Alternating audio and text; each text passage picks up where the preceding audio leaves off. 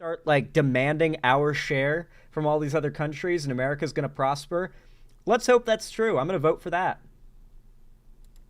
Fuck is this? This means that they don't really have to watch what they say, which is why they're so attractive to comedian contrarian types, because they'll accept anyone into their movement, even if their members and sometimes even their core beliefs contradict each other, because they understand that most politicians, most movements, most people are in some way hypocritical and self-contradictory, which I guess actually makes them the perfect people to teach the word dialectical to. They rally around vibes, not specific policies, and that last part is what we can do about it. The right wing, at least right now, is only offering a few specific policies, and most of them have to do with kicking out immigrants and almost no actual vision for how to really improve life. The right And this is a key thing. Remember that lack of actual policy did win them this election. Like people were vitriolically in favor of mass deportation. All the polling shows that even among Democrats, there was a shockingly high rate of approval for the policy of mass deportations. Americans wanted mass deportation. Their slogans are literally just meant to appeal to whatever the most popular idea is that they can win people over on in a given election. Trump is 180'd on certain positions. Last election he won, the 2016 election, Trump was completely pro-trans and used the idea of trans rights as a reason for why we can't allow Muslims into the country. You know, then he 180'd entirely, and now trans people are evil predators that have to be stopped. Trump will literally, and the Republicans now post-Trump will definitely do the same. They will change their policy, or I should say sloganeering, to whatever will attract the popular vote.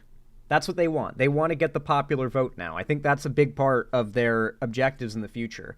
And that's why when we get that polling in the future about what are the most important issues to voters in the next upcoming election, you better believe the Republicans, every strategy, every slogan they have is going to laser focus on those top three issues. It'll probably be the economy as number one once again. And we know how Trump did with that. right has some vague idea of making America great again or making it. Oh, here's the one silver lining to it all, though. Their bullshitting can only go so far. After 4 years of Trump not keeping his promise and, in fact, doing the exact opposite of what he promised, there's a very, very high likelihood there's going to be a massive pendulum swing in the opposite direction from Trump. Insert country where you live great again. And the left needs something like that, but more specific. If we actually spoke to people's standards of living, their day-to-day experience of shitty wages and shitty jobs and lack of a safety net, and I'm basically saying all those things so I can avoid saying material conditions because that's also leftist. I unironically think we need to bring back the old 2010s maybe meme. The rent is too damn high. Can you like that meme nowadays hits hard, bro.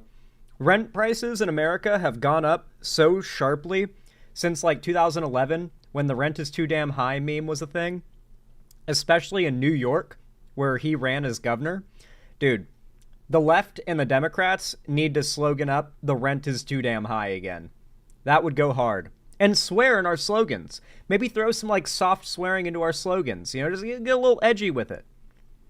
Nerd speak, but material conditions, then it'd be way harder for the right to keep up their facade of being pro-worker when we're like actually offering real solutions. The left wing is full of basically overeducated nerds, and I mean the left wing as in socialists, liberals, and whatever you want to call the Democrats, because we're not offering a very compelling vision of the future, especially for people who are like workers and not like knowledge workers, like manual work, like people. I'm trying to say people with not bullshit jobs, but I don't know how to say that. People with jobs where it's not mostly emails. We're not offering those people a compelling vision of the future. And neither is the right, but at least they're pointing out that something's wrong, and that's why they're winning. Our jobs now are to find a few specific anchor policies. Milton Friedman, who won, by the way, would call this ideas lying around and just push the shit out of them. Medicare for all, that worked. I mean, we don't have it, but like it did work as a rallying cry. Ideas of workplace democracy or worker ownership of, you know, equity in the company. That's a good one. It's a little socialist, but it's also easy to understand. There's fucking universal basic income. Everybody understands that. You get a wad of cash that gets taxed from companies that are replacing you with AI. Perfect. Done. The point is that we need a few things to rally around that are easy to I think if the Dems ran on like a UBI policy, that would probably be like an easy W election. UBI is a pretty big meme, don't get me wrong, but like, we've done it before. We've issued bailouts to the American people before. Trump had to multiple times during COVID. He was forced to do it. Things got so bad. It's not unprecedented, but I do think UBI would be a crazy popular policy if Dems pushed for it. Americans are stupid, and frankly, like, if you want to get through to them that you care about their well-being, running on a policy of just outright sending them payments every month, pretty good way to win people over and convince them you're serious. Understand interesting solutions and also kind of no-brainers. Also, if you're Canadian, electoral reform is the one. That's the one. Now, I'd like to quickly return to this graph. Sorry for the jump scare. Most of these guys aren't. Man, just look at that graph for a second. This graph. Look at that graph. Total following of the top right-leaning and left-leaning online shows. Am I even on here? There's no way I'm on here, right? Like, there's not a chance. There's so few blues, so there's no chance I'm in here. Yeah, no shot. No shot. Yeah, I'm not in here. But yeah, it seems like Trevor Noah is the largest at 21.2 million. And for like a little bit of a reference, you know, that means our largest left-wing online show that exists right now, the largest, is around the size of the average right-wing show, you know? Or like, you know, you got Ben Shapiro, more views. You've got Charlie Kirk nearly as big. Steven Crowder's nearly as big. Jordan Peterson is bigger. Theo Vaughn is bigger. Asmongold is apparently smaller. That's surprising. This feels like it might be outdated. Is this from like 2023 or something? Nah, 2025. Damn. But like, you can see how, man, like, you can't really. No, it's not outdated. This is how things are currently. This is the state of things. So the Breakfast Club, the Young Turks, what that counts for. And by the way, the Young Turks, this one being blue is I guess questionable. You know, the Young Turks is a little bit right-leaning these days, I would argue. So if this is one of the largest bubbles for the left, then we're in some trouble right now. That more or less just kind of visualizes the problem for all you guys. This is why I always tell y'all, hit that like button and comment. Because these guys, all this red, that's what their fans are doing.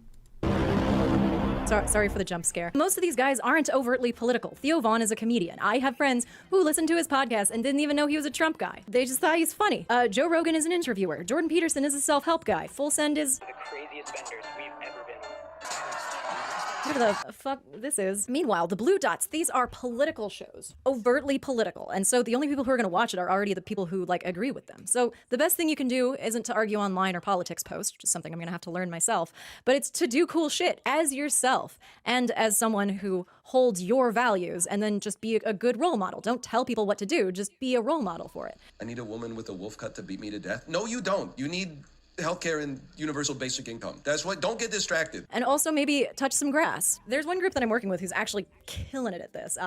In Canada, they're called Common Horizons. They've chosen one very specific no-brainer policy that we're organizing around, which is an excess profits tax on the grocery stores and oil and gas industry that have been profiting off of the Canadian affordability crisis. Like, they've been proven to be doing this.